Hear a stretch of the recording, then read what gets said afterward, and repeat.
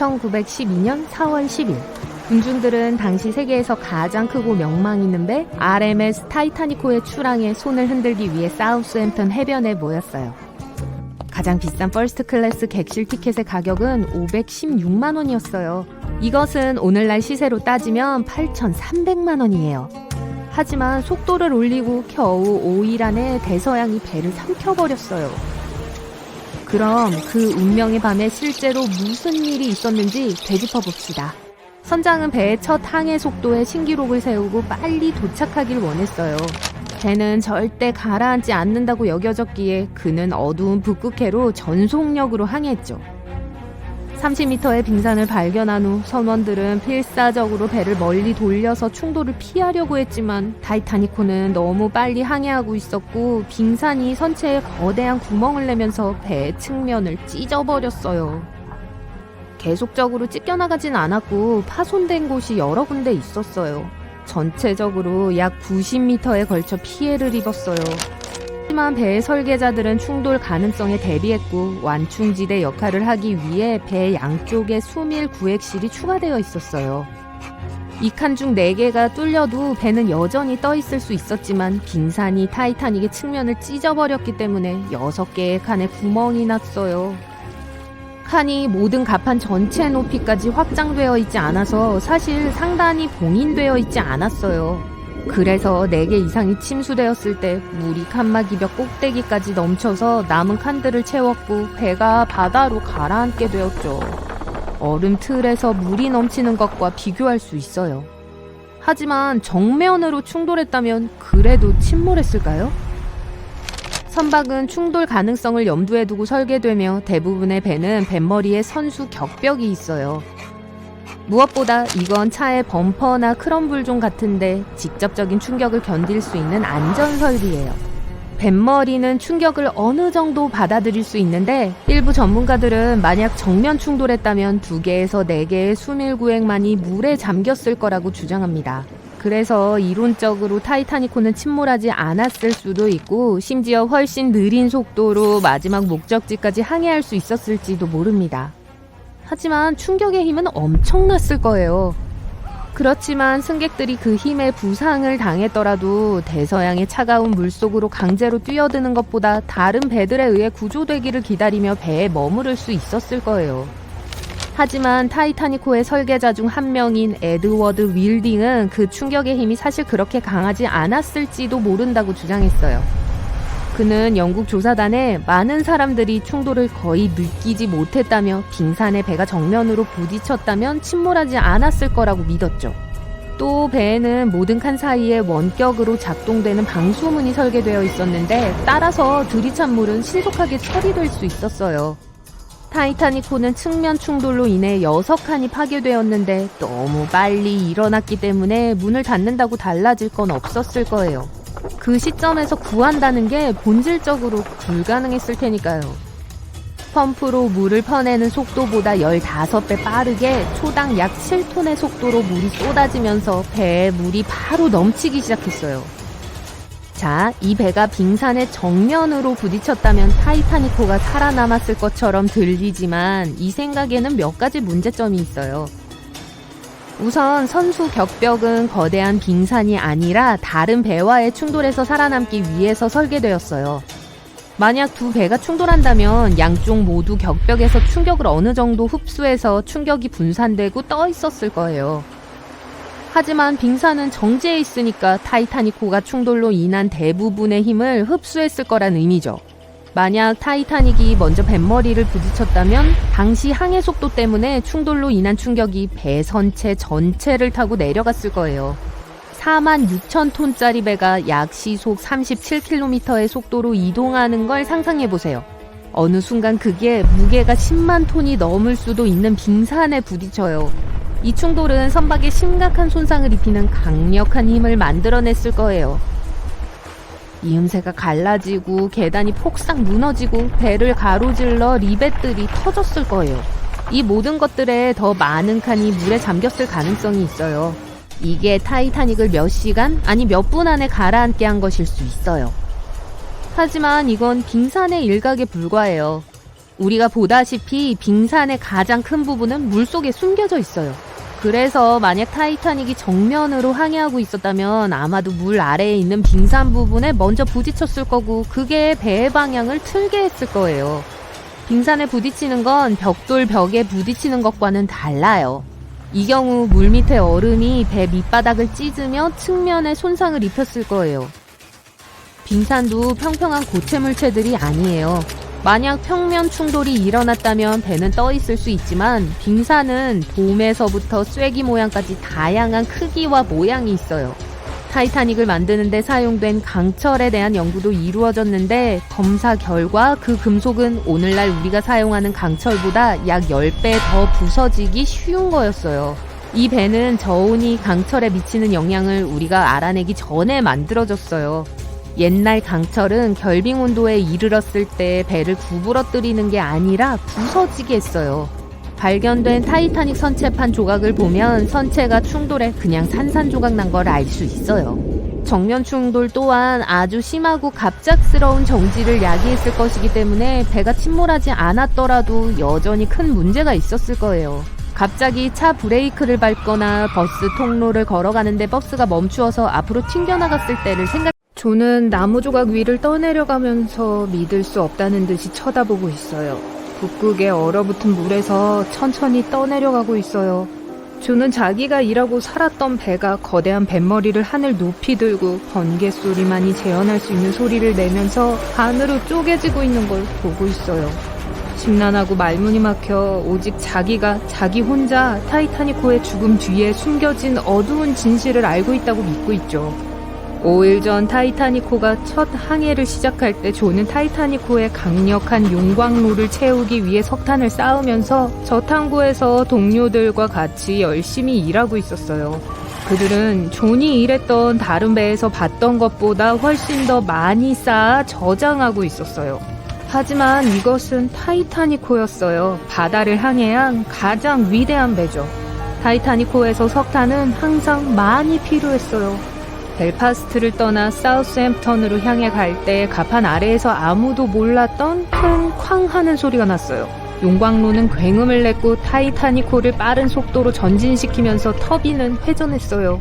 신경 쓰이는 큰 소리에 대해서는 모른 채 선원들은 배가 앞으로 나아가자 환호성을 질렀죠. 사우스햄프턴에 도착하자 그렉은 수백 명의 다른 승객들과 같이 배에 올랐어요. 바다에서 13년을 보냈던 그의 방대한 경험에는 이전에 6척의 배에서 갑판수 역할을 했던 것도 포함되어 있었죠. 지금까지 만들어진 역사상 가장 위대한 선박에 새로운 도전을 할 준비가 된 그는 자신의 경력에서 다음 도전을 기대하고 있었어요. 그렉은 특히 북극을 항해한 풍부한 경험을 갖고 있었어요. 그의 역할은 선원들 사이에서 아주 중요했어요. 북극 주변의 바다를 이해하는 것이었죠. 그는 빙산골목의 위험한 길을 건너기 시작할 때 중요한 감시자가 될 거예요. 그렉은 항해에 대한 몇 가지 걱정거리가 있었어요. 지구의 궤도가 태양과 달에 현저하게 가까워서 더 높은 조수를 야기했어요. 이게 빙산을 더욱 눈에 띄게 해서 뉴욕으로 가는 타이타니코의 항로를 향해 빙산을 떠내려가게 만들 것이기 때문이었죠. 전망탑을 평가하고 사용 가능한 장비를 점검하면서 그렉은 쌍안경이 없다는 걸 알게 됐어요. 이게 그를 걱정하게 만들었지만 선원들은 그저 그렉을 비웃었어요. 만약 갑판에 얼음이 부족하면 빙산을 바로 뚫어서 얼음을 얻으면 되는 거지 라고 한 선원이 웃었어요. 그렉은 이 분위기에 공감할 수 없었어요. 배에서 아주 중요한 임무를 맡았기 때문에 왜 장비가 부족한 건지를 알고 싶어 안달이 난 그렉은 더 물어보았죠. 안타깝게도 쌍안경 보급용 찬장 열쇠를 갖고 있던 장교가 마지막 순간 승무원에서 제외되었어요. 이렇게 중요한 게 간과되었단 걸 그렉은 믿을 수 없었죠. 그렇게 많은 사람들을 태우고 있는 강력한 배가 특히 위험한 길을 지나가는데 이건 말이 안 됐어요. 하지만 배의 소유물에 침입하는 걸로 벌금을 내고 싶지 않아서 결국 쌍안경이 필요하지 않기를 바라면서 그렉은 그냥 넘어갔어요. 궁극적으로 빙산이 예상되었으면 모든 우려사항을 알리는 경고 전보가 선장에게 울렸을 거예요. 그렉은 앞으로 닥칠 위험을 알린 경고가 수신된 걸 알지 못했어요. 하지만 선장에게 확실히 전달되기 위해 필요한 중요 사항이 전보에서 누락되어 있었죠. 그래서 중요한 경고는 그냥 간과되고 말았어요. 존과 선원들은 갑판 아래에서 엔진에 연료를 채우면서 출발 준비를 했어요. 그는 용광로에서 나왔다고 하기엔 너무 두꺼운 배기가스의 액을 발견했어요. 선원들은 아래층 갑판을 샅샅이 뒤졌어요. 철저한 수색 끝에 배기가스의 원인을 알아냈어요. 석탄 벙커 안에 있는 불붙은 석탄 더미였어요. 언제 불붙었는지를 알 수 없는 석탄 더미에서 분명히 연기가 나고 있었고 서서히 크기가 커지고 있었어요. 연기나는 석탄의 양이 우려됐어요. 한 장교에게 이 문제를 알아보라는 경고가 울렸어요. 이 장교는 피해 상황을 평가한 뒤 함장에게 사소한 피해만 발생했기 때문에 별 문제가 되지 않는다고 확인시켜 주었어요. 존은 SOS 아시죠? 점 3개, 줄 3개, 점 3개요. 모스 신호로 보낼 수 있는 쉬운 신호예요. SOS는 Save Our Souls 또는 Save Our Ship을 의미합니다. 전설적인 타이타닉호의 승무원들은 1912년 4월 14일 밤 2시간 동안 필사적으로 이 신호를 보내려고 노력했습니다.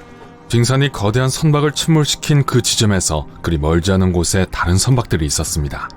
하지만 도움을 청하는 신호는 그들에게 닿기도 전에 사라진 것처럼 보입니다.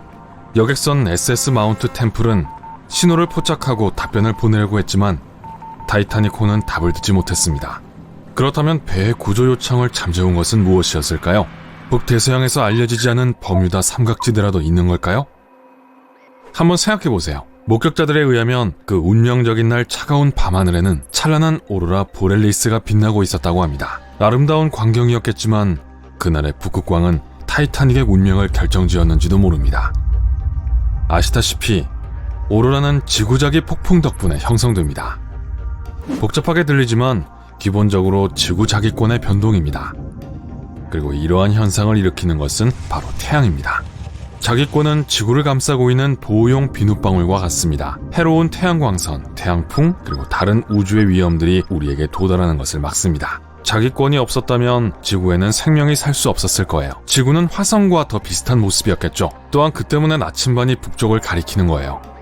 전문가들은 지구의 자기권이 항법 장비에 영향을 미치고 방해한다는 것을 알고 있습니다. 그 사실이 타이타닉과 연관이 있을 수도 있어요. 최근 밀라 진코바라고 하는 기상연구원이 지구자기 폭풍을 일으킨 태양 플레어가 타이타닉의 때 아닌 종말에 중요한 역할을 했을 수 있다는 이론을 제안했습니다. 태양 플레어는 지구에 항상 영향을 끼칩니다. 어떤 사람들은 특히 그로 인한 자기 폭풍에 민감합니다. 이 불운한 사람들은 약함, 피로, 두통, 그리고 심지어 기분 변화까지 느낄 수 있습니다. 평상시에는 양쪽의 압력이 동일합니다. 자기권은 모든 나쁜 것들을 차단해서 우리는 아무 문제가 없습니다. 하지만 가끔 태양에서 폭발이 일어납니다. 폭발은 지구 크기만큼 거대할 수 있어요. 이 플레어는 전자 입자의 파동을 뿜어내고 고속으로 자기권과 충돌합니다. 그러면 우리의 보호 비눗방울이 방어에 들어갑니다. 크기를 줄이고 모양을 바꿔서 그 입자들을 극지방으로 밀어내는 거죠. 그날 밤 타이타닉 위에서 춤추던 그 찬란한 불빛이 등장하는 거죠. 북부에서는 이것을 오로라 보렐리스라고 합니다. 남부에서는 오로라 오스트랄리스 혹은 남극광이라고 해요. 자기권이 태양 입자와 우주 입자를 극지방으로 밀어내면 다른 기체의 분자와 충돌합니다. 그래서 온갖 색깔이 나타나는 거예요.